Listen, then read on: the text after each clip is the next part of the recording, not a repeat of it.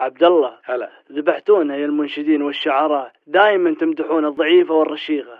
وش رايك بالمتينة؟ المتينة من صدقك هي فرح الدنيا اصلا هالمتينة. واسمع شو اقول لك هالمتينة.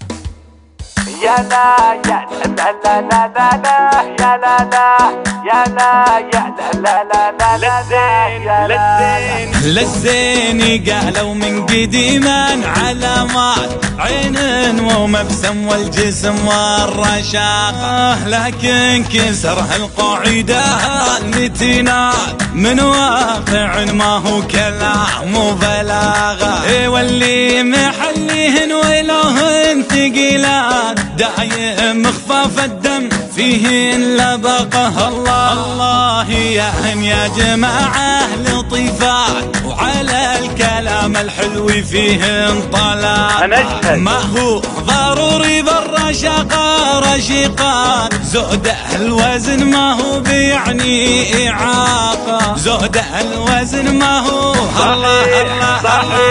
صحيح بعض اللبس يعني إهانات، الوزن بالضيق عديم العلاقة، بس مو ضروري يلبسن استرتشات يا زينهن واللبس واسع نطاقة. لا بارك الله فيك يا الضيق بالذات، ترى السعة مرات تعطي أناقة، ترى السعة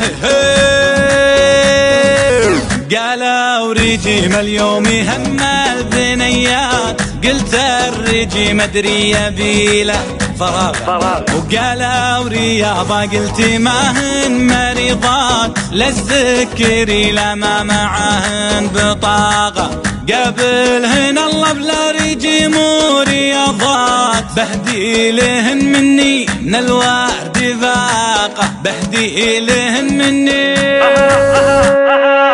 هندفئي هذا المجتمع الرقيقات، هن ملح هن سكر لذيذ مذاقة، هن ملح هن سكر هم هن لا سألتوني عن الحب بسكات، بقول إن فيهن على الحب طاقة، ما هو كلام اللي كتبته وإشاعات، أنا أربطتني مع متينة علاقة، أنا أربطتني مع